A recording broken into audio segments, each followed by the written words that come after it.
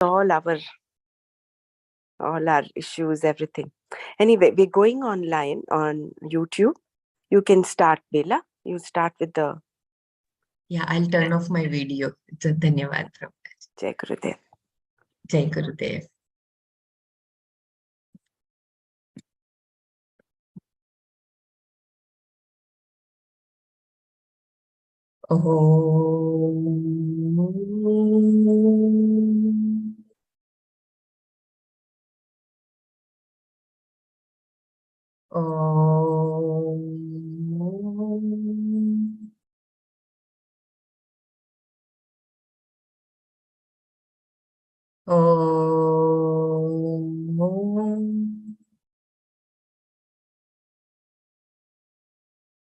गुरुर्ब्रह्मा गुरुर्विष्णुः गुरुर्देवो महेश्वरः गुरु साक्षात् परब्रह्म तस्मै श्री गुरवे नमः अखण्डमण्डलाकारं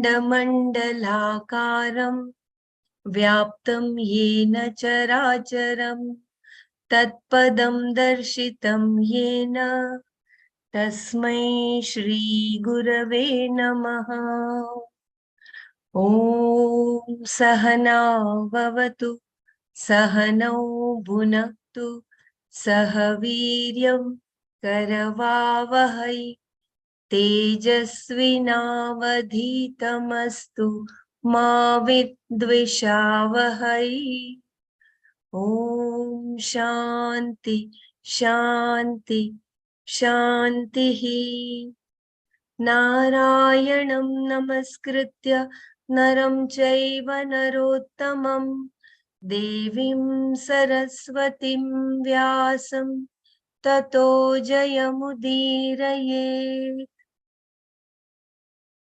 ॐ श्री परमात्मने नमः अथ द्वादशोऽध्यायः भक्तियोगः अर्जुन उवाच एवं सततयुक्ता ये भक्तास्त्वां पर्युपासते ये चाप्यक्षरमव्यक्तं तेषां के योगवित्तमाः श्रीभगवानुवाच मय्यावेशमनो ये मां नित्ययुक्ता उपासते श्रद्धया परयोपेतास्ते मे युक्ततमा मताः ये त्वक्षरमनिर्देश्यम् अव्यक्तं पर्युपासते सर्वत्र गमचिन्त्यं च कूटस्थमचलं ध्रुवं सन्नियम्येन्द्रियग्रामं सर्वत्र समबुद्धयः ते प्राप्नुवन्ति मामेव सर्वभूतहिते रताः क्लेशोऽधिकतरस्तेषाम् अव्यक्तासक्तचेतसाम् अव्यक्ता हि गतिर्दुःखं देहवद्भिरवाप्यते ये तु सर्वाणि कर्माणि मयि सन्न्यस्य मत्पराः अनन्येनैव योगेन मां ध्यायन्त उपासते तेषामहं समुद्धर्ता मृत्युसंसारसागरात् भवामि न चिरात् पार्थ मय्यावेशितचेतसाम् मय्येव मनाधस्त्व मयि बुद्धिं निवेशय निवसिष्यसि मय्येव अत ऊर्ध्वं न संशयः अथ चित्तं समाधातुं न शक्नोषि मयि स्थिरम् अभ्यासयोगेन ततो मामिच्छाप्तुं धनञ्जय अभ्यासेऽप्यसमर्थोऽसि मत्कर्म परमो भव मदर्थमपि कर्माणि कुर्वन् सिद्धिमवाप्स्यसि अथैतदप्यशक्तोऽसि कर्तुं मध्योगमाश्रितः सर्वकर्मफलत्यागं ततः कुरु यतात्मवान् श्रेयो हि ज्ञानमभ्यासात् ज्ञानाध्यानं विशिष्यते ध्यानात् कर्मफलत्यागः त्यागात् शान्तिरनन्तरम् अद्वेष्टा सर्वभूतानां मैत्रः करुण एव च निर्ममो निरहङ्कारः समदुःखः सुखक्षमी सन्तुष्टः सततं योगी यतात्मा दृढनिश्चयः मय्यर्पितमनो बुद्धिः यो मद्भक्तः स मे प्रियः यस्मान्नो द्विजते लोको लोकान्नो द्विजते च यः हर्षामर्षभयोद्वेगैः मुक्तो यः स च मे प्रियः अनपेक्षशुचिर्दक्ष उदासीनो गतव्यथः सर्वारम्भपरित्यागी यो मद्भक्तः स मे प्रियः यो न हृष्यति न द्वेष्टि न शोचति न काङ्क्षति शुभाशुभपरित्यागी भक्तिमान्य स मे प्रियः समः शत्रौ च मित्रे च तथा मानापमानयोः शीतोष्णसुखदुःखेषु समः सङ्गविवर्जितः तुल्यनिन्दास्तुते मौनिः सन्तुष्टो येन केनचित् अनिकेतः स्थिरमतिः भक्तिमान् मे प्रियो नरः ये तु धर्म्यामृतमिदं यथोक्तं पर्युपासते श्रद्धाना मत्परमा भक्तास्तेतीव मे प्रियाः ॐ तत्सदिति श्रीमद्भगवद्गीतासु उपनिषत्सु ब्रह्मविद्यायां योगशास्त्रे श्रीकृष्णार्जुन संवादे भक्तियोगो नाम द्वादशोऽध्यायः ॐ तत्सत् अथ त्रयोदशोऽध्यायः क्षेत्रक्षेत्रज्ञविभागयोगः अर्जुन उवाच प्रकृतिं पुरुषं चैव क्षेत्रं क्षेत्रज्ञमेव च एतद्वेदितुमिच्छामि ज्ञानं ज्ञेयं च केशव ॐ तत्सत्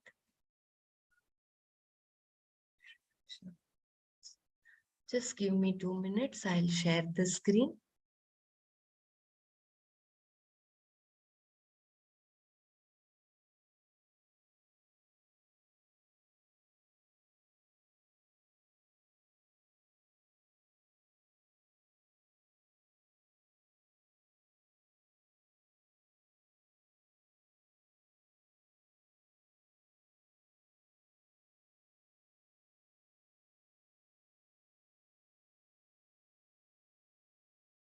Yeah, may I request, I think, who is going to do verse 5? Kindly take over. I think 5, 6 were done by Savita ji. Telaji, I did the fifth shloka. Today 6 and 7 would be done, but we did not do any manana on shloka 5. So if somebody wants to say or discuss something. Okay. Yeah, we have this. This is like a roadmap for our real life situations. So I just quickly say the shloka and its tatparyam, fifth verse, which Savita ji had done yesterday. Would you like to just revise, Dr. Savita, verse 5, and then, verse 5. yeah, what we did yesterday, what you had wonderfully explained. You can chant the shloka. Okay, Or okay, okay. क्लेशोऽधिकतरस्तेषाम् अव्यक्तासक्तचेतसाम् अव्यक्ता हि गतिर्दुःखम् देहवद्भिरवाप्यते.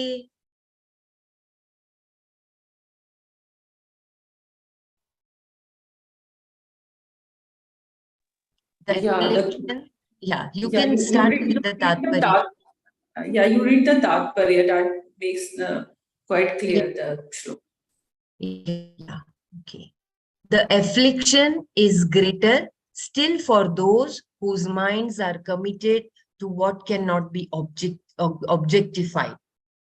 Because an ant which cannot be objectified is reached with difficulty by those who are identified with the body. So it is very clearly mentioned here that until we negate the body, we will not be able to have our end body, mind, intellect में रहेंगे तब तक we will not be in the list of Lord's Priya Bhakta, or it will be difficult to do that dhyana. It will be The reason why. yeah, you Go go ahead. on, doctor. No, you carry on, please. The reason why Krishna is repeatedly talking about this, he mentioned this also in several other chapters, is that it is difficult for a person, and he's given so many examples. Swamiji has given us examples of how if one person is lame and he has an option of a bullock cart and a bicycle, what is better for him? So this kleshodikatarastesham avyakta saktachetasam. So a person here specifically looking at how Arjuna is and how most of us are here as sadhaks, we are identified with our body. So when with this identification with the body, the Saguna Brahma Upasana, being a karma yogi, is most apt for us rather than going the fast track towards sannyasa and contemplating on Nirguna Brahma. So in order to do that, unless you are prepared enough, it is fraught with lot of danger, lot of difficulties. So the easier path and the more appropriate path for all of us, including Arjuna here, focused on Arjuna, is that we follow the path of Karma Yoga while doing our Upasana. In the beginning, if you remember, there are two things. One is Kevala Karma Yogi, who just does Karma Yoga with that Ishwararpana Buddhi and Prasada Buddhi, and a Karma Yogi who's pursuing Saguna Brahma Upasana, who's doing Dhyana. So versus between these two, the Karma Yogi who's doing Dhyana, who's doing Upasana, Saguna Brahma Upasana, is certainly more exalted. And that is what Bhagavan is asking Arjuna to follow. He says, you leave the sannyasis alone because there is no need to compare. Like you cannot compare them. And in order to become a sannyasi, it is all about a process of maturing. You cannot just say, I think in the previous paragraphs we said, oh, the karma yogis are asked to labor while the sannyasis just sitting under the tree are they reach Bhagavan. That is not the disparity is not that.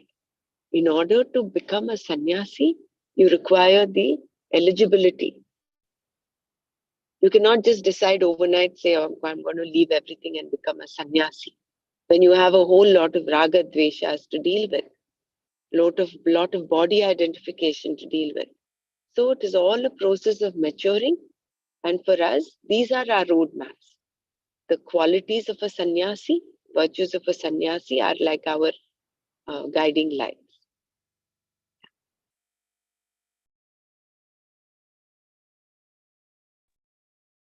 Yesterday, I was listening to a talk on this Saguna Brahma Upasana and Nirguna, and the person was explaining like this: okay, we start with Saguna Brahma Upasana. So there we have various devis or whatever devtas, whatever pujas we are performing. So there is a protocol like say, okay, we put this particular flower on this devi, we put particular flower on that devi. So different colored flowers are there which we हम अर्पण करते हैं, like we offer to that Lord. So when we are doing that, our mind is in that Saguna Brahma Upasana. So from there, it becomes easier then after doing that because your thoughts are concentrated on which flower or what offering you are giving to which God. So rather than all the thoughts which were there of Moh, Maya, Kam, Artha, and all that, those negative thoughts disappear. You are flooded with doing this upasana. After that, you close your eyes. You think of Shiva, Vishnu, Brahma, Vishnu, whatever. And then slowly, you'll move to Nirguna Upasana. Was the way that man explained as to how to grow from Saguna Brahma Upasana to Nirguna Brahma Upasana. You're bringing your thought process to a certain upasana, and then from there the mind is quieter, and then you can meditate on nothing like on zero or whatever. Nirguna upasana. Jai Gurudev.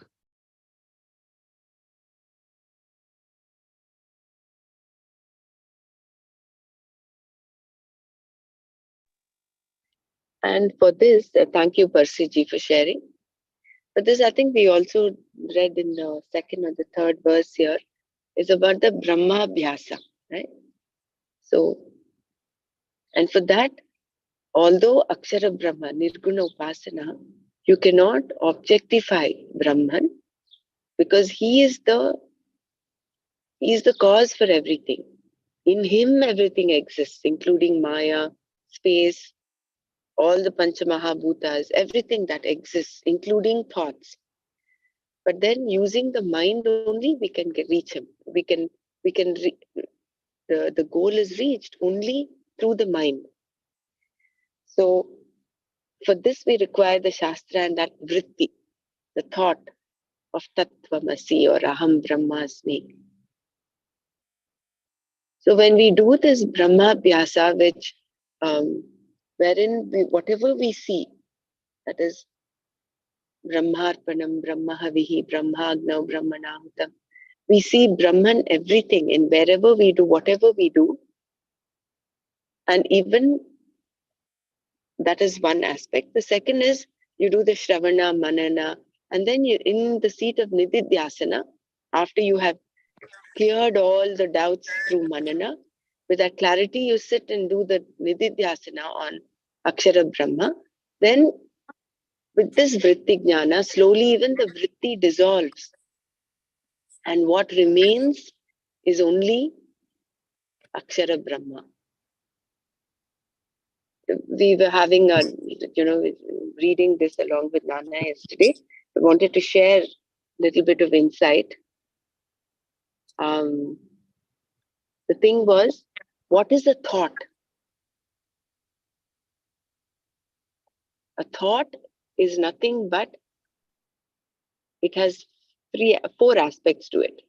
A thought is, it has a name, it has a form, and it has a meaning, right? So if I say apple, immediately the word apple gives you a form in your mind, and it also has a meaning. But underlying all of this, there is that the consciousness with which is underlying, which is not visible to us. What is visible, what we interpret, is just the name and the form and the meaning. But the very existence of the thought is because of consciousness. So when we sit at the seat of meditation and we're doing this upasana, when we look at the vritti jnana, the brahma bhyasa, aham brahmasmi, for instance, then slowly that vritti, the nama rupa and the meaning, they dissolve, and then what remains is just the consciousness. So this aspect I thought I would share with all of you.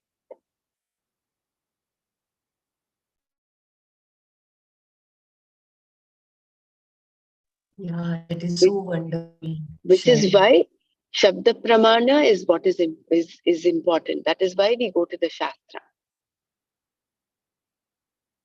Hari Om Brahmaraji.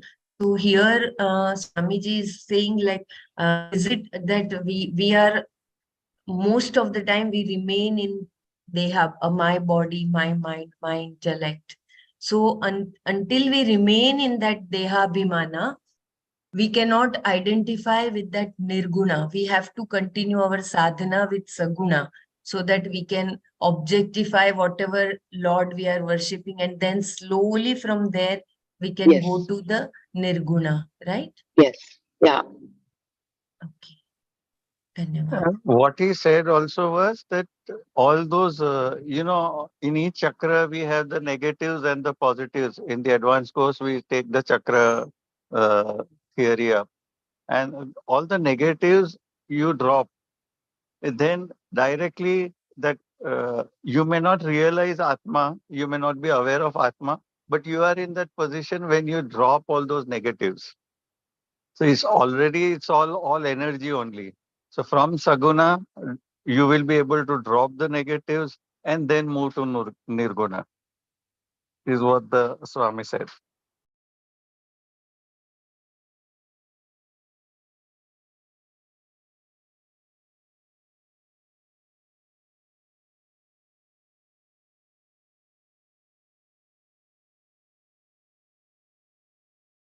Like your sister, Dr. Brahmra, she moved from Saguna to she's moving from Saguna to Nirguna.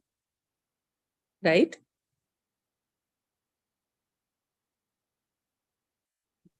I don't know about Nirguna, because in order for us to have Nirguna Brahma Upasana, it is equivalent to a sannyasi, a jnani.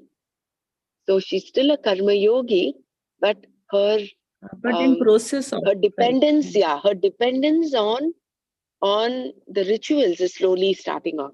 She's doing Saguna Brahma Upasana, no doubt. She's doing more dhyana than physical rituals.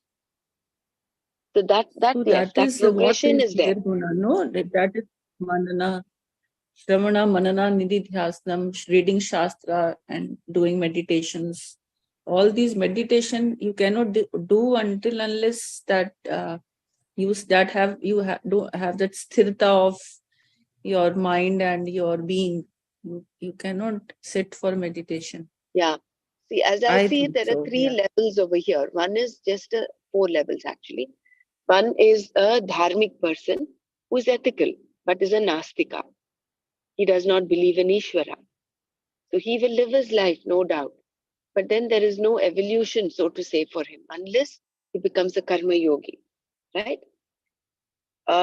Then there is just a kevala karma yogi who is doing his duties exactly as how a karma yogi is supposed to do. But he's not doing upasana. He's not doing dhyana of, say, Saguna Brahma. Then the next stage is a karma yogi who is doing Saguna Brahma upasana. This upasana, if we remember, is dhyana.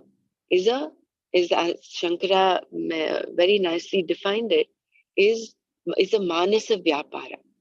Saguna Brahma Vishaya Manasa Vyapara is upasana.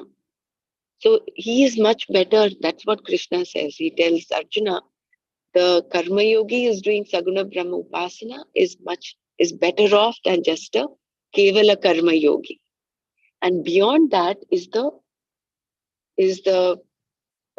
sannyasi who does Nirguna Brahma Upasana. And that is what Bhagavan has been repeatedly saying in different chapters. In order to do Nirguna Brahma Upasana, no doubt he is equivalent to me. he's near me, or he reaches me. He mentions in so many ways the jnani tu atmaiva me matam. He's me. There's no difference between the jnani and me. That in order to do the Nirguna Brahma Upasana is not a cakewalk. It is fraught with difficulty, because it is like how Ramana Maharshi or how Gurudev, how Ramakrishna Paramahamsa, they were in that state. They were doing the Nirguna Brahma Upasana. They had nothing else to do. As in, they did things because of their prarabdha, that icha prarabdha or paricha prarabdha. They did what they did. But they were totally in a space of body non-identification. Whereas with respect to my sister, she's still doing her job. She's still going to work. She's doing all of that. So we cannot classify that as someone who's doing Nirguna Brahma Upasana, right? But she's certainly more evolved than those that are still into, say, maybe idol worship or doing rituals and homas and things like that. I think it's an evolution. I think this clarity will come with as we keep going back again and again to this knowledge. It's just like how as we grow up, we from a child to an adult, we drop the craving for little things that we as children held on to.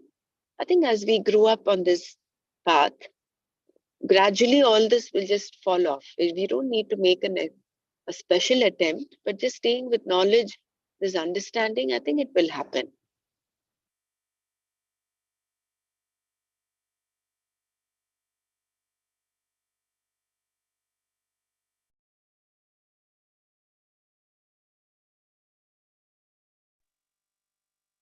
Again, there is absolutely no should or should not. It's not like a mandate. It's not like, oh, because I'm doing my daily puja, am I still not evolved? No, which is what Gurudev said. Even Krishna says, he says, I don't need to do any karma, but why do I still do? So that people take me as an ideal and are inspired by me to do. So I think 2 days back, Gurudev was saying, I don't need to do all of this, but the reason I'm doing is so that it becomes an inspiration for others.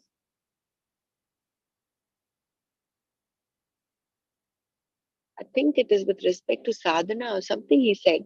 Regarding silence, someone said in silence in Navratri is when we keep silence, we think about you, but who do you keep in mind when you are silent? He says silence is doing nothing, and that is what silence is. So you don't do anything. And then he said, there's absolutely no need for me to keep silence. But I do it because I tell you people to keep silent. So I have to also be silent and be an inspiration.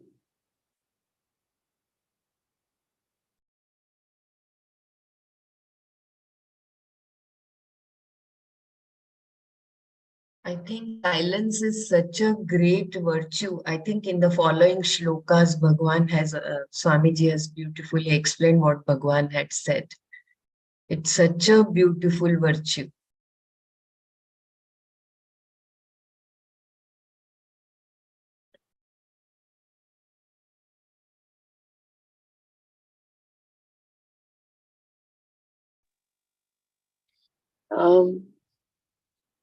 So if we have, can we move on to the next shloka? Unless there's anybody else wants to share something here.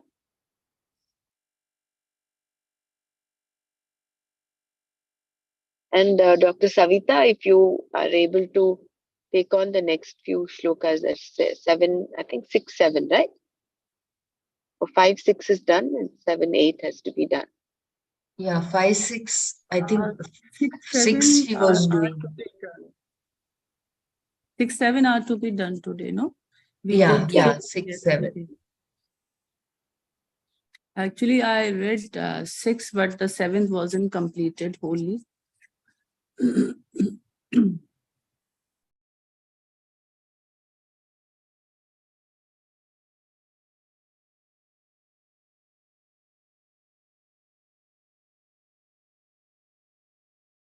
Would you like to start the 6th? Yeah, yeah, please, Dr. Savita. Nobody else is ready? Or shall I say them? Okay. ये तु सर्वाणि कर्माणि मयि सन्न्यस्य मत्पराः अनन्येनैव योगेन मां ध्यायन्त उपासते तेषामहं समुद्धर्ता मृत्यु संसार सागरात् भवामि न चिरात् Partha मय्यावेशित चेतसाम्. I read these explanations. However, those meditators, being the one for whom I am the ultimate end, giving up all actions unto me, with a commitment in which there is indeed no other, meditating upon me, worship me.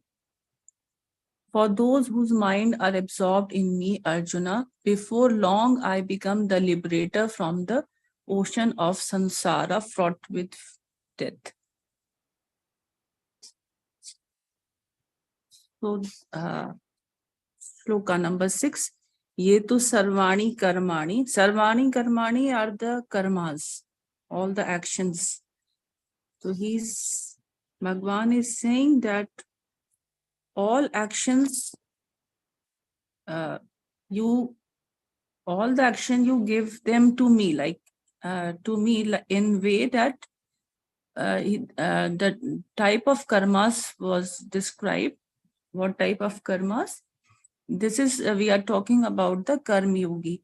Karma Yogi and Sannyasi both are talked of in, I think, in this whole chapter, comparatively, like both are being talked of by Bhagwan. So he talks of Karma Yogi first, that all you give all your karmas, giving them to me, and by giving them to me, it doesn't mean that it is that it does not mean renunciation of karma, like you just say I'm doing this to because of Bhagwan, but it is that you do with that Ishvara Arpana Buddhi. In that way, all the work, all the activities you are doing, then that you will be doing for me. And the various karmas he described were the rituals, religious activities, which can be rituals or prayers, which are enjoined by the Shruti. They are the Shrota karmas. Or by the Smriti, they are the Smrta karmas. And then there are secular activities also called the Lokika karmas, which are the daily duties dealing with this, our own materialistic world. And Bhagwan explains how to dedicate an action is that you act according to dharma and adharma, not thinking according to your raga and dvesha. You differentiate between right and wrong, and do not go with your raga and dvesha. You can in this way, like it will be in this way you will be doing that karma for me.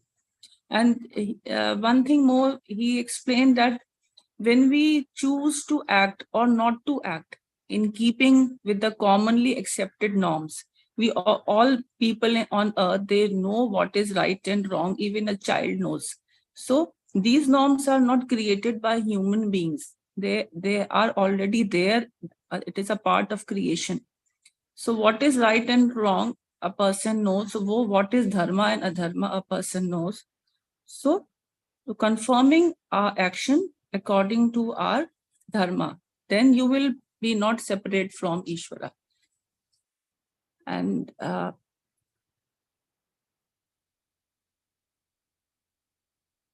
And also he's talk about that that this is in way of that conscience you have, because whenever you do something, your conscience, if it is not, you do not have that guilt conscience in you, then you should think that it is the dharmic, I am doing the work in a dharmic way, and this conscience is always guiding us, and this is what we are born with. And then the next, he said, Yetu karmani, Yetu sarvani karmani, mai sanyasya mat paraha. Mat paraha is that commitment wholly to Ishvara. Wholly to Ishvara means that you do not have attachment to the results. You do actions just for the sake of doing, and with that Ishvara Arpana Buddhi. And the main end which a person, the main goal which a person has who is a karma yogi is that moksha. And to have that moksha, it is not it would not be possible until unless he gains knowledge of the Ishvara. So for that he has to prepare himself by gaining that antakarna shuddhi, doing all the karmas according to dharmas, and neutralize all the raga dvesha. This way he will prepare himself and be on that path to merge with that Brahman. And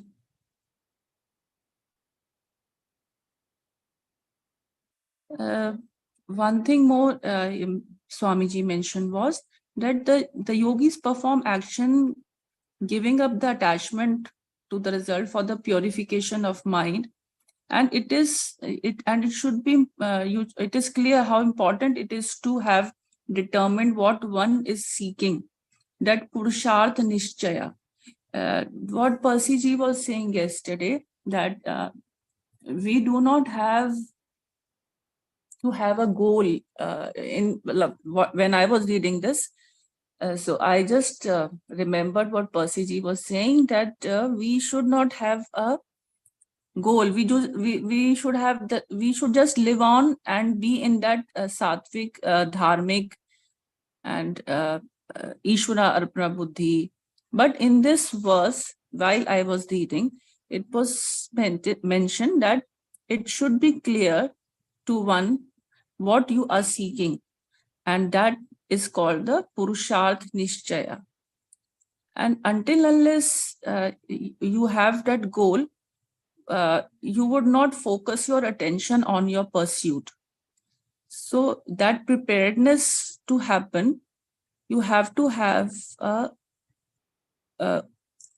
you have to set a goal for your in your life, and this ascertaining the commitment, ascertaining the goal is what is that mat paraha. Those who have ascertained this are the mat paraha. Their ultimate end is Ishvara, and everything becomes an aid, sahakari to them. Like example was given of the cooking of food, where several things are needed apart from just cutting vegetable. You need to do many things while cooking. So similarly, if the main end is decided, then anything you do in your life, it would be connected to that. So this is what was mat paraha. You are committed. Once you are committed to the pursuit of something, then everything else gets connected to that. And all the activities of those who are mat paraha, they become connected to moksha. In doing karma, they do not act according to raga dvesha, but in conformity with dharma, recognizing Ishvara as the law of karma. whatever their activity may be, they never lose sight of their goal, that is moksha. Example was given of a scientist who is always gripped with his problem. What he's always in that. His attention is never diverted. So it is, but against that, Matpara is one who do all the activities, but his pursuit, he has a goal, but every activity of his connected to that. Just like in cooking, every activity is connected, and you are cooking, but other works you are doing, they are connected. So such is a Matparaha. And when Bhagwan says, Mam Dhyayant Upasate, the next line, Ananye Neva Yogena Mam Dhyayant Upasate. He says, beside doing karma with Ishvara Arpana Buddhi, they are also meditating upon the Saguna Brahma. And with the commitment in which there is no other thing than Parameshvara, they they mentioned word alambana also. That is, no other resting place for the mind is alambana. And it is his, he always have this in his mind, that that goal he always has. So it is resting his mind, the resting place for the mind. And because of that, his daily prayers, his dhyana, all his activities, they are all like connected to his goal. There's no other thing than Parameshwara in his mind.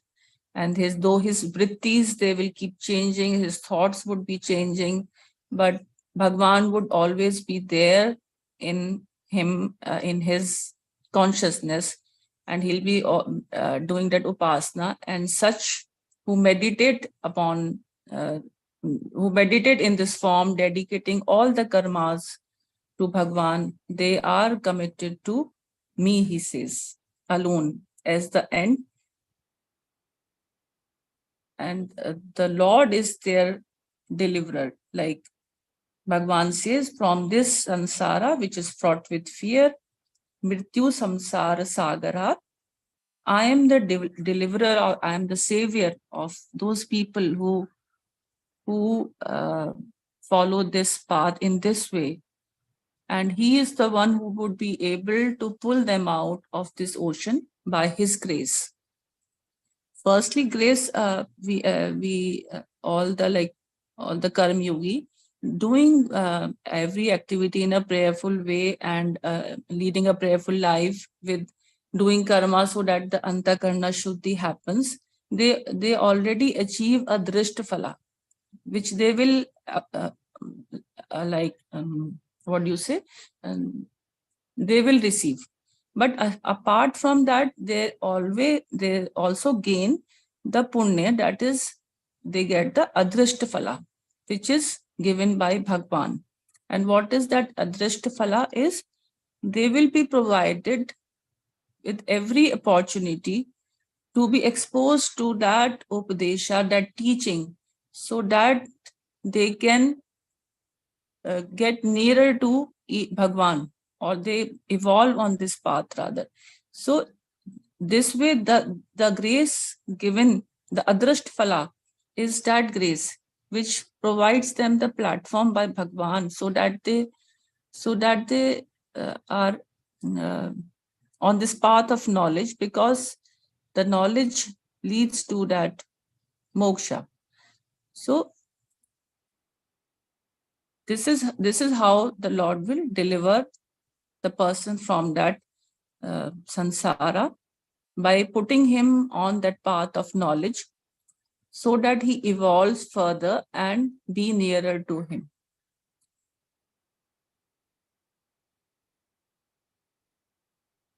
Then Swamiji further describes that this life, this sansara, is very difficult to cross, and unless that ajnana, that ignorance, is not removed, which is naturally would be removed only by the knowledge. You cannot cross that samsara. And it is also that Maya is always accompanying you. You get entangled every time you, we have seen many times, like we walk on this path, but by some or the other, some hurdle comes and it is disturbed, and you have to start again. So this is that Maya also effect.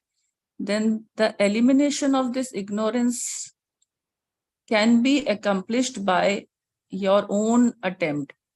And that is an essential thing. Like you have to have that preparedness, that for being on this path, you definitely require proper effort and perseverance, then preparing your mind, and so that you gain knowledge. And without preparedness, you would not be on this path, and you will not be given those shastra to be read, or you would rather not understand them. So that preparedness is given by Bhagwan to those who have earned this preparedness by doing all the karmas according to their dharma, Ishvara Arpana Buddhi, and with that upasana, dhyana, with that he allows, it is that which Bhagwan gives him, that like he will further give him that preparedness to follow the shastra and gain that knowledge.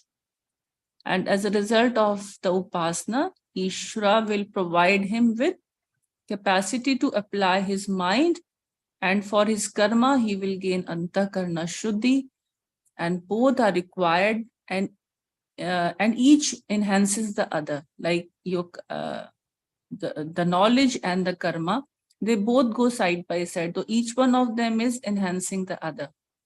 The act of meditation would bring tranquility, and you will further appreciate the laws of karma.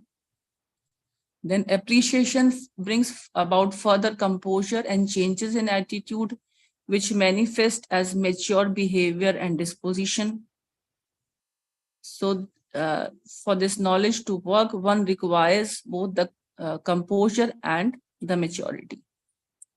And this way you can neutralize your raga dvesha and live a life of karma yoga, meditating upon Ishvara and gaining his grace, that adrasht phala.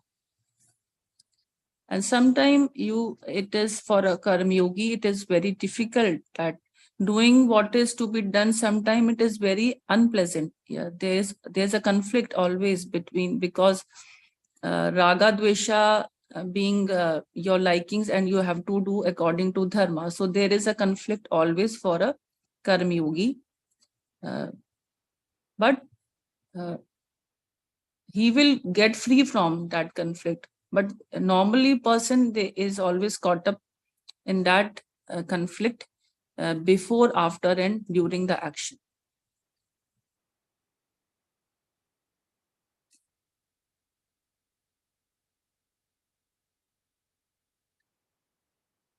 And the drisht phala also, like Bhagwan says, that the drisht phala of meditation is that when you meditate, the drisht phala of meditation is that you reach that, you attain that composure and that maturity of mind too, so that you have the capacity to apply that on doing your karmas.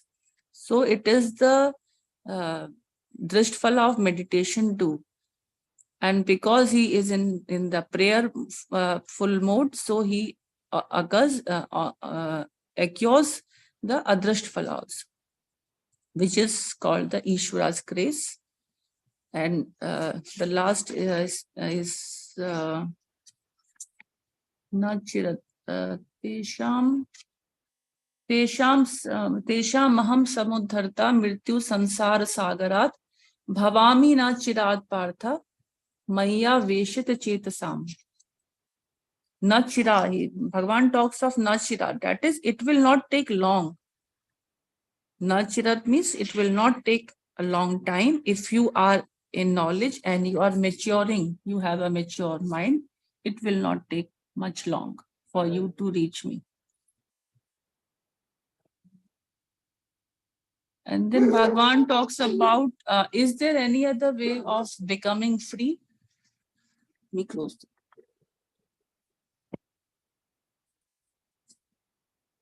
So he says that you have to give up that you once you have that Ishvara Arpana Buddhi and you give that sense of mind. This paragraph I did not much understand. Is there another way of becoming free? Some doubts were there. So if we can read this paragraph, then yeah, that will be nice if we can read yeah, that. is there any other way of becoming free? Will you read, Dr. Brahma?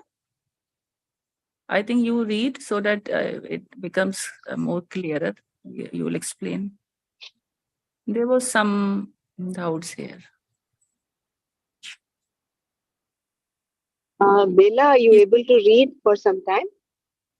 Or Yeah, shall sure, I? sure. Yeah, you can also read, Dr. Savita, if you are comfortable.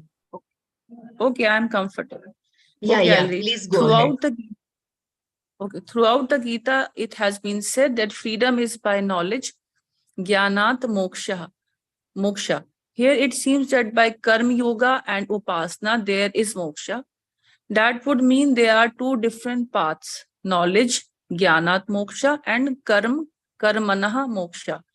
Because upasana is also a karma, a mental karma, manasam karma, this is where people commit mistakes.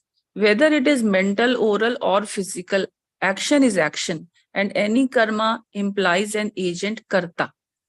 This karta cannot be negated without jnana, and without the negation of karma, there is no freedom. It is the sense of agency that is the cause of all problems. Who has Ishvara Arpana Buddhi? It is the karta. When they say surrender to God, who is to surrender? And what can you surrender when everything belongs to Him? You can only give what you consider to be yours. Even if you appreciate that what you have has been given by Bhagwan, who says this? At this level of Karma Yoga, the maximum you can give up is the sense of mine, mamata. But ahankara, the I notion, will remain. How will the conclusion I am sansari go unless the ahankara goes? Ahankara is one thing you cannot surrender because it is the surrenderer. When someone says surrender your ego, who is addressed? Is it Satchitanand Atma or Ahankara? Satchidanand Atma has no ego, nor can it be addressed because it is not an object. Ahankara is the ego. How can it surrender itself? That is why it does not work. People have been trying to surrender for ages. The Ahankara cannot surrender. You can do anything, but as long as there is ignorance and you look upon Ishvara as someone separate from you, there is no surrender. It is fine to have devotion. Lord Krishna himself says, Karma yogi who are worshipping him are yoga vittamaha. No doubt they are mature, but still ahankara remains. So the doubt I had was that the karma yogi, he because he is doing that action, but isn't he doing that with that Ishvara Arpana Buddhi? So why would he have that ahankara in him? This I could not follow. No, the Ishwararpana Buddhi, unless he has the Karta notion, he is not able to do it as Ishwararpana Buddhi. Seeing himself as different from Ishvara. There is the other there, isn't Yeah. it? There is Dvaita Bhavana. Yeah, the Karta Bhav Is is there, there. That is is right. inherent in Okay. the Karma Yogi. That is why Swamiji says the maximum a Karma Yogi can do is to give up that minus. But Yeah. true surrender does not really happen, isn't it? Unless there is that jnana. That is why there is only one means of knowledge, that is jnana. Karma Yoga, through Karma Yoga, we are only preparing the ground, cleaning up, doing the cleanup of all our past samskaras, vasanas, and everything, so that the knowledge can take place with the grace of the divine, with that Ishvara Kripa, all those four Kripas. So that is what we need to do. So therefore, there are no two paths. In fact, there is only one. That is only true One knowledge. path. Yeah, true knowledge. Right? This is what the next paragraph. Right. Thank you. Yeah. Therefore, moksha is possible only by knowledge, jnanat eva, not by karma or anything else. You are already non-separate from Ishvara, and recognition of that fact is freedom, moksha.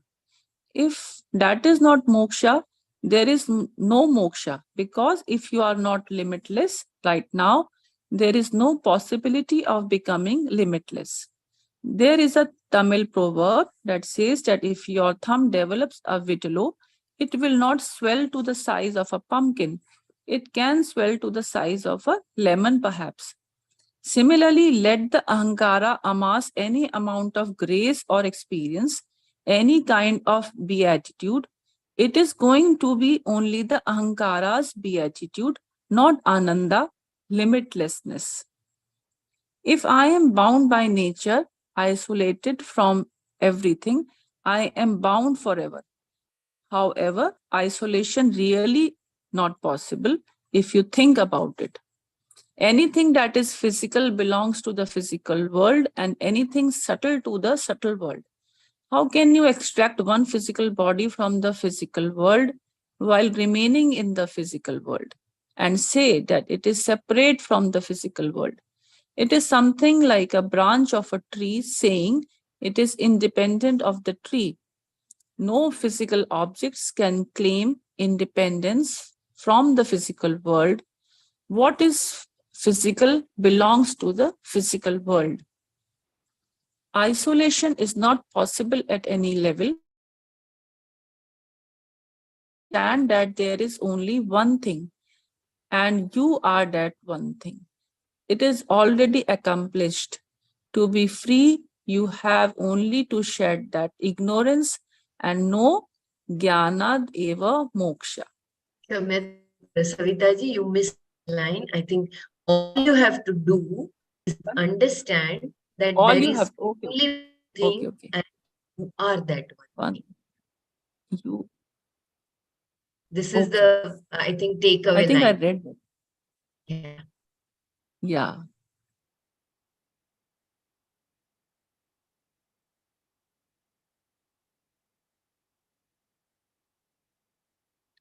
So he's talking about the Tesham Aham Samudharta, that he is he is the means of giving that knowledge, and that knowledge liberates.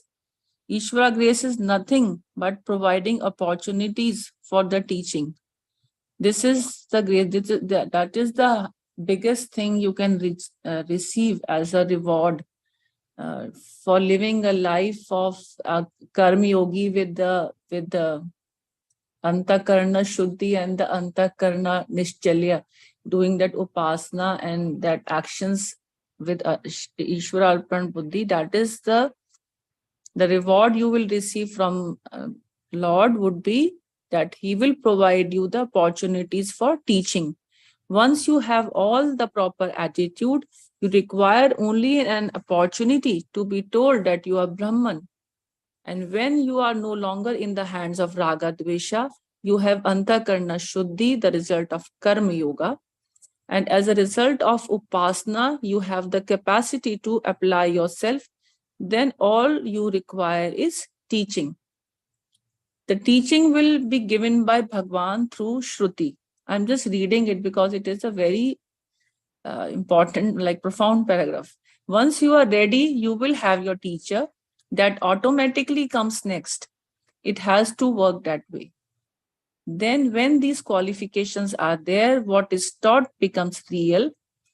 What was previously a vague idea or a possibility or even some insight gains increased clarity as one lives a life of karma yoga and upasana while pursuing knowledge. So Bhagavan says, I am the liberator from the ocean of samsara, which is fraught with fear, and it is through the knowledge. And it is, Bhagavan is not the, he does not give moksha directly. It is, he does not liberate you. It is that moksha is already attained. It is only that you have to earn it, rather. You will have to protect you, that moksha is already attained. But if and you have to protect it, because anything that is gained in time will be lost in time also. So Bhagwan doesn't, his grace gives you only the platform and he provides the opportunities for teaching, but it is you who have to work upon and achieve that moksha. So what you require for that union with Bhagwan is the jnana, that knowledge. And Bhagwan Swamiji talks about Pratyagatma. How does Pratyagatma join with Paramatma? Sorry. How Pratyagatma joins with Paramatma. The Atma of the Jiva is the Pratyagatma, and Ishwar is called the Paramatma. So the way in which they can be joined is only, again, with the help of how a karma yogi will join would be, and has already been described. With that karma yoga and meditation, he will win the grace, and the conditions for attaining that jnana would be created or prepared by Bhagwan, which would lead to moksha. So the antakarna nishchalya gained by meditation and antakarna shuddhi gained by karma yoga makes one qualified for that jnana. It is the, again, repetition is there mainly. And Ishvara cannot give moksha directly because Ishvara is the swarupa of that person. What Ishvara can give is the opportunity for knowing, and the adrasht karma phala of our prayers that we get we get that opportunity from there, and that gives you a situation so that there is no obstruction and you gain that jnana. And is the is moksha removal of dukkhas or by the Lord grace? Moksha is like the grace of this, the Ishvara destroys dukkha. But as we know that the nature of Atma is not the dukkha, Swarupa of Atma is not sorrow. So there is no, that it is always Ananda. So to say that the grace of Ishvara destroys dukkha has no foundation or no meaning, because it is our own, like we are sorrowful because of the anatma, which anatma is what we associate ourselves with body, mind, and sense complex, and what we do, our action, whatever we do, it is because of that we occur sorrows and misery. But it is not that Ishvara, because of Ishvara we get dukkha. Ishvara anugraha is only meant for jnana. So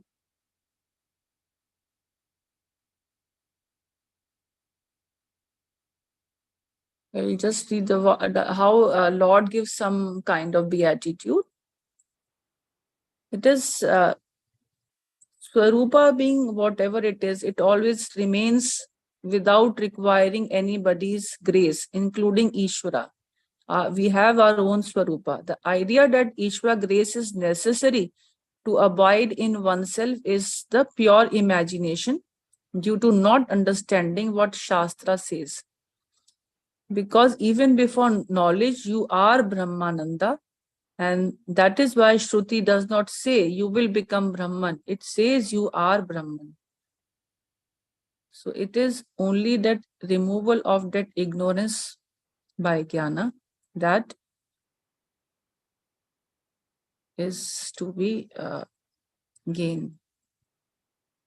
And anugraha is that grace of Lord. It is finally that that only it is through the jnana. Ishvara grace is required for Ishvara grace is that anugraha is it is required by a person until unless it is not there, a person will not be able to achieve that jnana also. I think this is all what was in 6 and 7. Ishvara anugraha does not come in some peculiar form. It is the result of our own efforts. And that is what Bhagavan means when he says, I am the rescuer, tesham aham samuddarta, through giving knowledge. So this is the important thing here. How is he is the rescuer? He just gave us the platform. He helps in preparedness, give opportunities, arrange for teachers. Like he prepared all the required, whatever we will require to gain that knowledge. He will arrange all those things. Only what you have to do is you have to act like a karma yogi and do all things so that your actions, so that the antakarna shuddhi is there, and do upasana by which you will have the antakarna nishchalya. In this way, you are prepared to receive that jnana from Bhagavan, which is the grace of him, the adrashta phala. Yeah. Thank you.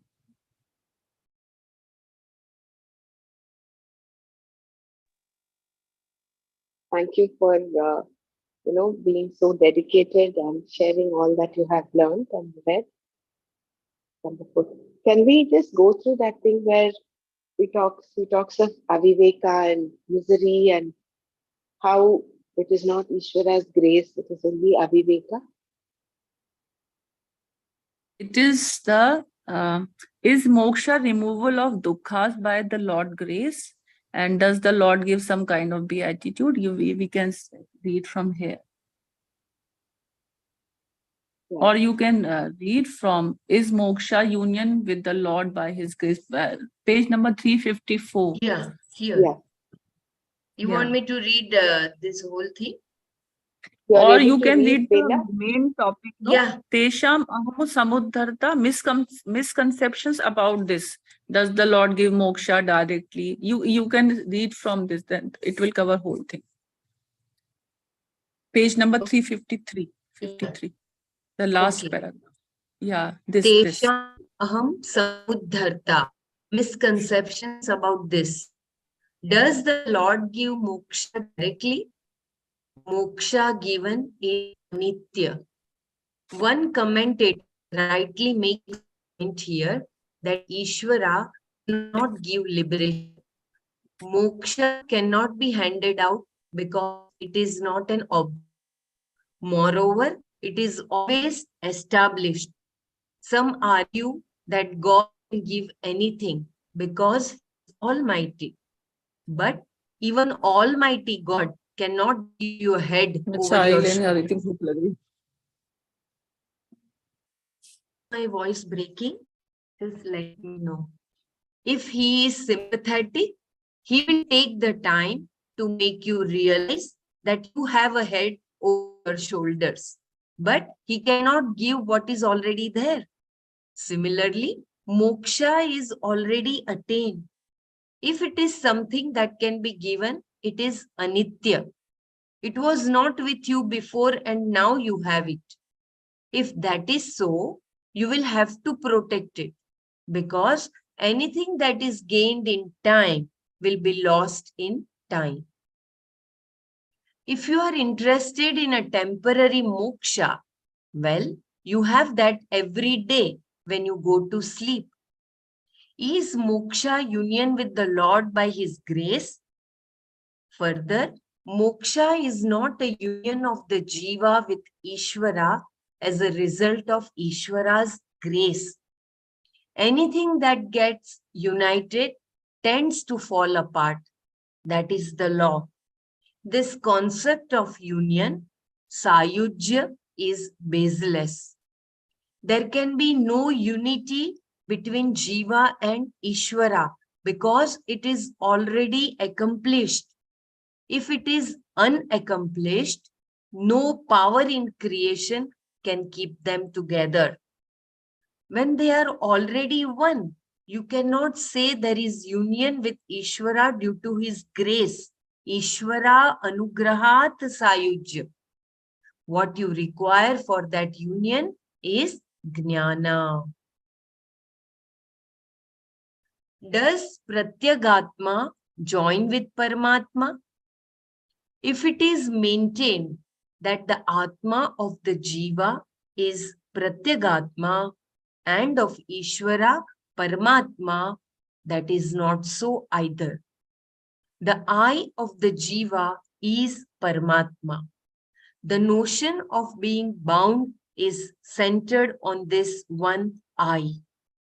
It does not belong to Anatma because that is inert, Jadatvat, Jadatvat. I hope I am correct. Jadatvat or Jadatvat. Jadatvat. Jadatvat. Okay, dhanyavad. Jadatvat. The body does not tell you I am a samsari. Please take me to a Swami. It does not know anything. Deho na janati. Neither is Atma a samsari. It has no birth or death. Na jayate mriyate va kadachit. A samsari is something in between, a product of Atma, Anatma, Aviveka. Atma, Anatma, Viveka. Atma, Anatma, Aviveka. If you say that by Ishvara's grace you gain knowledge, that is perfect. We do not discount Ishvara's grace, but we must be very clear about what that grace can do. Through knowledge alone is freedom. A combination of karma yoga and meditation can win Ishvara's grace to create the condition for jnana, which is moksha. Jai Gurudev. Then can we say that if it is not if the body is not samsari or the atma, then is it the mind which thinks he is a samsari?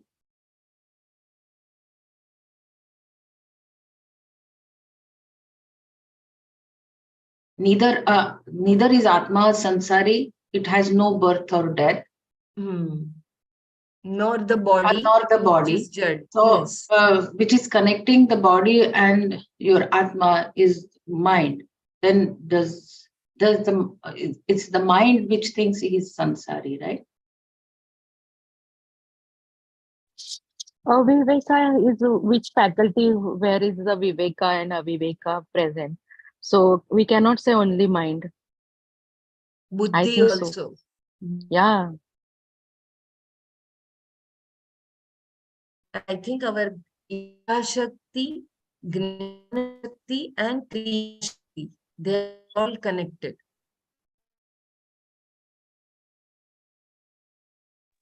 As a sansari, you have your body consciousness, no?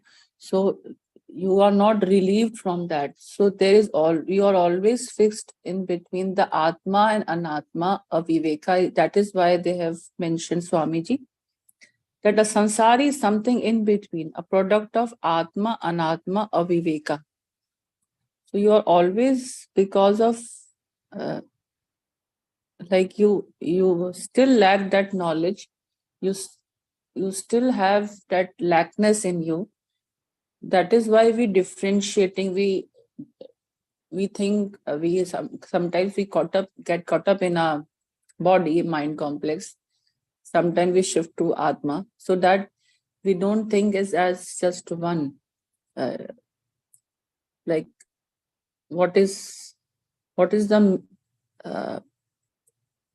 as a whole, you do not consider yourself as whole. You take yourself as parts. This is like what I interpreted.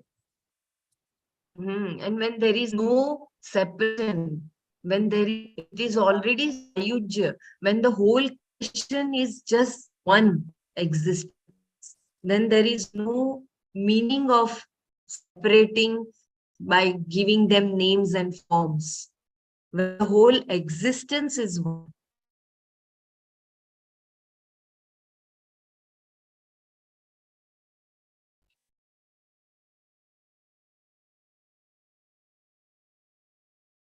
So when that mind which is saying that my mind is samsari, or my body is samsari, or my atma is a samsari, that is also like you are separating that time also. There is no such separation. That's what Bhagwan said in the Swamiji explained. It is the whole, the sayujyam.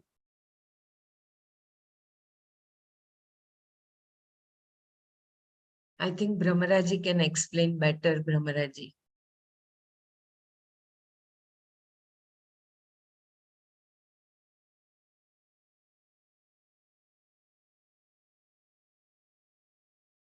Should I read again, Mrinaji?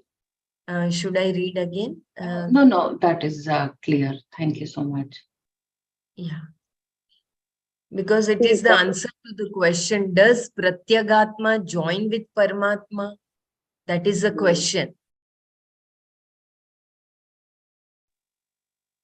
It is not actually, it seems that is the easiest thing to do. But this Maya, the delusion of Maya is so strong, in order to thin that out is all our effort. We are no different from Brahman. We are that. But it is the veil of Maya which is, and so the grace of Lord, the grace of Ishvara, Guru Kripa, all of that is only aiding us to get to that knowledge. But that knowledge, so it is all this grace will work only towards creating conducive situations for us to gain that knowledge.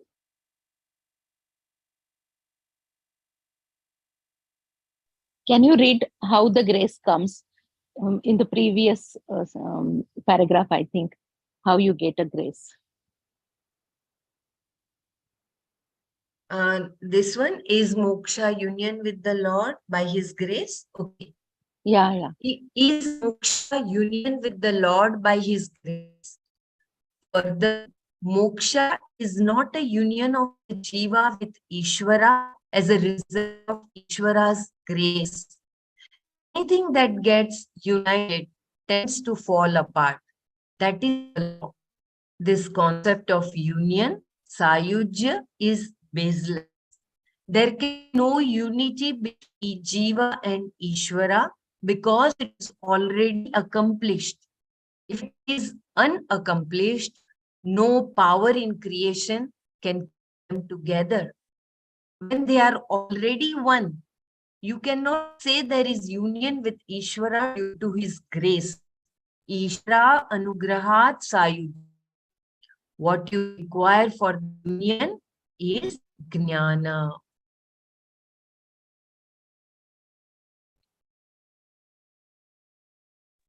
Jai Gurudev, earlier we had come across this knowledge, no, that Bhagwan gives you the opportunity.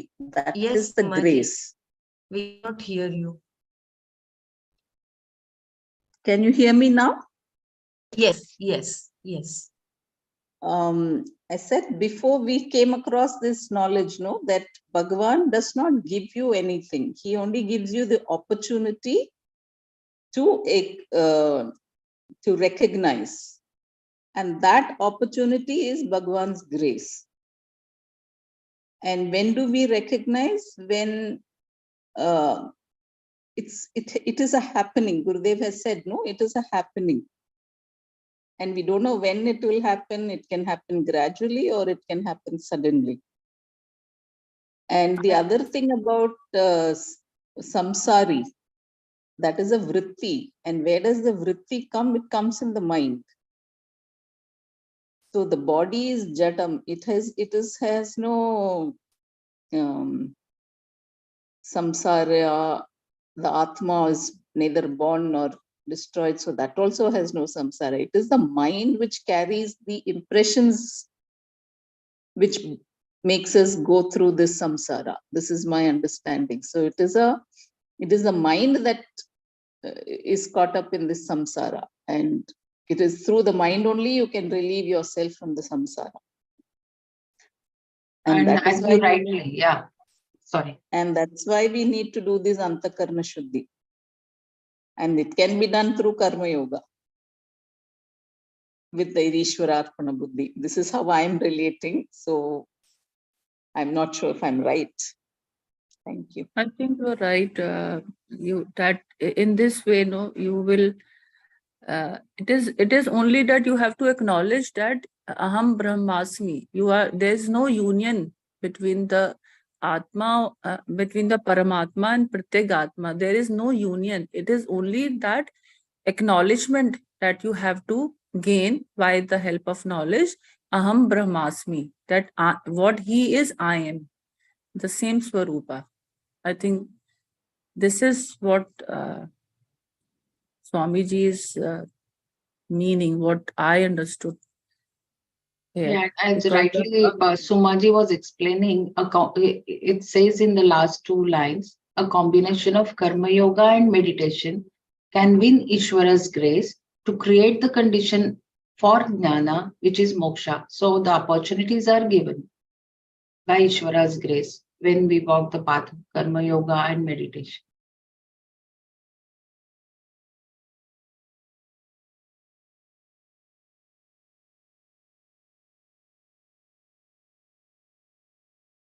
Yeah, very well explained by Sumaji. That when the antakarana is shuddha, then you can see that you are that.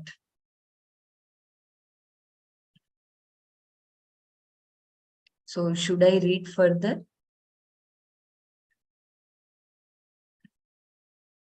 A combination of karma yoga and meditation can win Ishvara's grace to create the condition for jnana, which is moksha.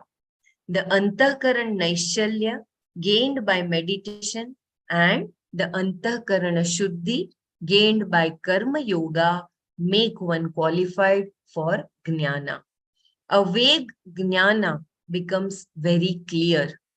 Ishvara cannot give moksha directly because Ishvara is the swarupa of the person. He can only give jnana.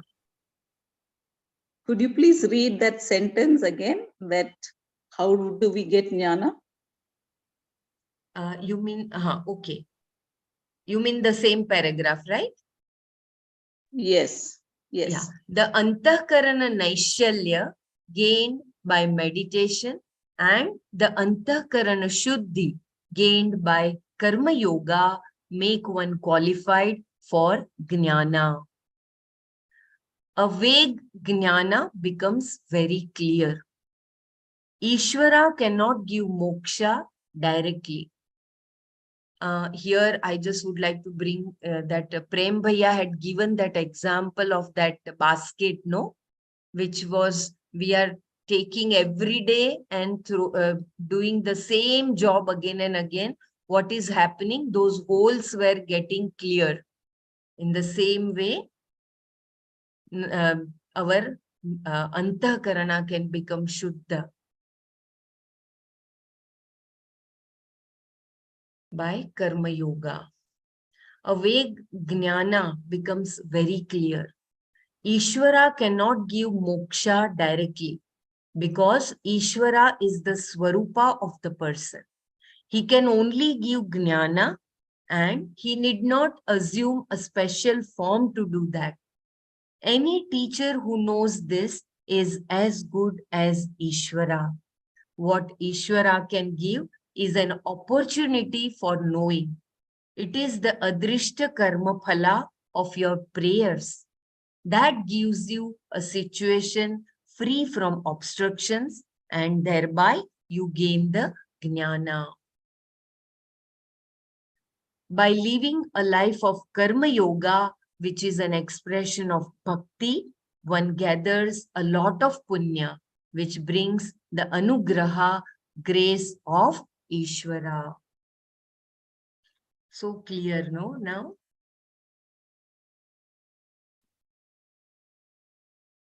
is moksha removal of dukkhas by the Lord's grace? Anyone wants to contribute or share something before we go for the revision? Because this is very, very profound. Antakarana Naishalya and Antakarana Shuddhi. I was just thinking, like, we must have done some good karmas or maybe towards the right direction. That teacher like Gurudev came in our lives. And these are the opportunities that Dr. Bhamaraji, Nanaji, and we all are here together, to again towards a path towards moksha. Thank you. Yeah, so beautiful. It is the adrishta phala we are receiving, God's grace. I was also thinking while reading this yesterday, like That Sound of Music song is there. No? I must have done something good. So I think it is all the fructification of that. And the only thing, like Gurudev says on this path, is to feel blessed. Feel blessed. That's a blessing as well as an order.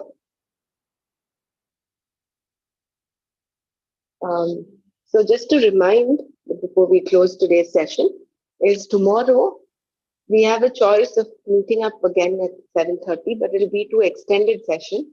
So I think we will meet at 10:30 India time, which is 8 o'clock in Bahrain and I think 9 in Dubai. So will that work out for you also, Sumaji, in Australia? So 10:30 tomorrow India time we'll meet. Okay, so Yeah, our session will begin in the morning at 9 o'clock Dubai time, 10:30 India time only, not before that. We can, but it will be too extended. No, we don't want to stretch it too far. So what we can do in this time, maybe we can do some self-study. We're used to meeting up at the same time. So we can do some self-study of the PDF and see if we have any more questions or doubts. So then we'll make Nana's session more meaningful. So even today, if any of you has doubts, please put it down in the group and we'll pass it on. Okay. So tomorrow there is no this shloka explanation by anybody, right? It will be no. Tomorrow Nana. we'll have Nana session, and then any doubts that we have, we'll clarify, and we'll take it as it goes. As it we'll look at how the flow is.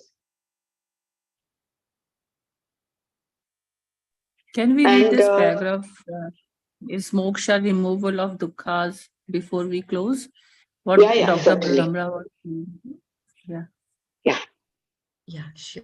Please go ahead. Is removal of dukkhas by the Lord's grace, accepting that moksha is not created but is already accomplished. Perhaps Bela, there is some break in your voice. Maybe one of the others. Somebody can read, Sumaji or somebody. Shall I read? Yeah, please go ahead, Dr. Savita. Okay. Is moksha removal of dukkhas by the Lord's grace? Accepting that moksha is not created but is already accomplished, perhaps we can say that the grace of Ishvara destroys dukkha. Moksha, after all, is freedom from the undesirable, and any form of pain is undesirable. This is also invalid. Any form of pain is undesirable. This is also invalid. If you are inherently imperfect, Ishvara has to rid you of that imperfection and give you some beatitude. Your suffering is removed because of Ishvara's grace, but Atma is already Anand Swarupa. Does the destruction of sorrow take place in Anatma or in Atma? If the nature of Atma is Dukkha, how are you going to destroy that without destroying Atma? If Dukkha is not the Swarupa of Atma, there is no sorrow there to destroy. Atma is Ananda. You cannot say that because of its association with the mind, etc., Atma becomes Dukhi. If it is Asanga, how can it ever be attached to anything, much less gather anything to itself? So to say that grace of Ishvara destroys dukkha is also without foundation. Ishvara Anugraha is meant for jnana. This is what is established here. There are situations that can produce a particular vritti because of which there can be sukha. But dukkha is purely born of aviveka. Provisionally, we can accept it as a property of the mind, manodharma, but it does not belong to Atma.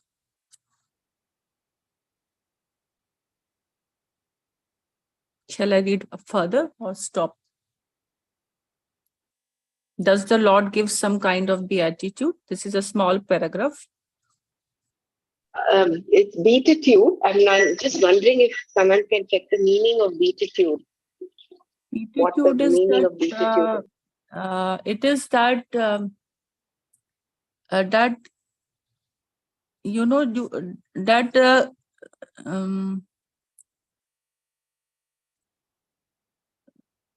that additional you would exact meaning I'm not able to decipher. I think we can Google it up. Exact meaning.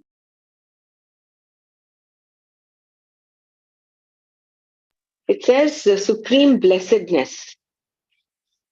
Google translation of beatitude is the expression of beatitude the religious sometimes adopt. Supreme blessedness. Yeah. Yeah, That is that what it is. extra blessings that you receive more than normally, like.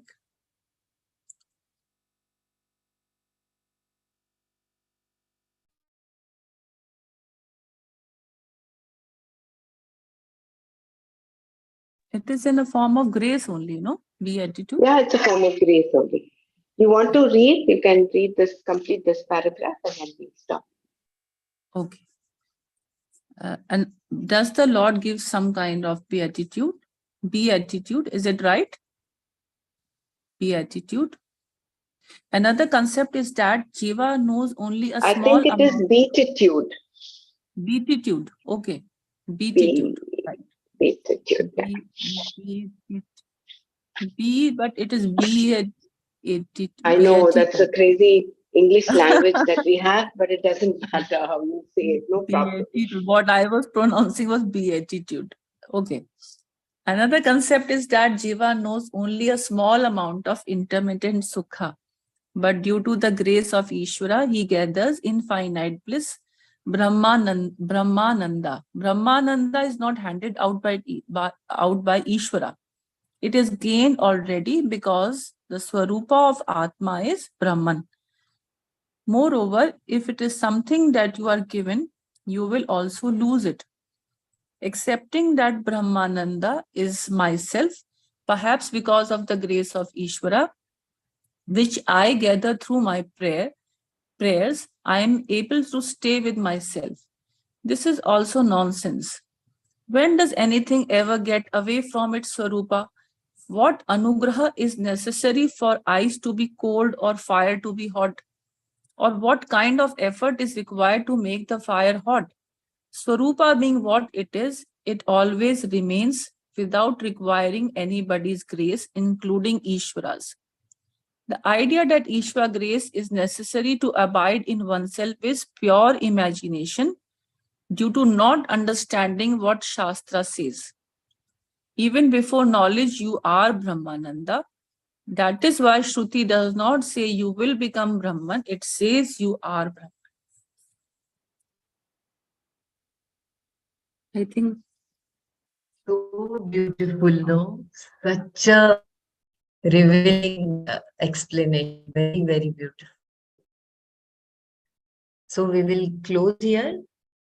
Word beatitude is also so beautiful. It is like complete happiness, complete bliss. And you are already that. It is only our जन्मों जन्म से हमारा वो जो दुख के साथ association का कंडीशनिंग हो जाता है, that is why we are दुखी और we are अल्पज्ञ और किंचित. because we always associate ourselves with the anatma, that is why we are always dukhi. So basically, dukkha is nothing but mithya. The only thing which is satya is Brahma. Everything else is mithya. It's only an illusion. How beautiful it would be if, when we are stuck in a difficult situation or we are going through some emotions, negative emotions, to just step back and with this knowledge say, oh, it is only an illusion. Such a grounding experience. But the problem is the Maya is so overpowerful that at that time we are so engulfed in it. And because our identification with the body, mind, and ego is so strong, we are engulfed in the misery. Rather than rising up above, that is why that Uddhared Atmanatmanam, such an important verse. So we lift ourselves with ourselves by the mind. We lift the mind by the mind.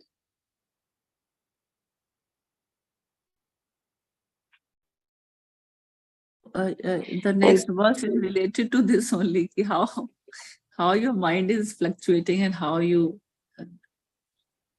that pain you go through and all these things. The next verse is I'm just thinking because day after onwards is Navratri.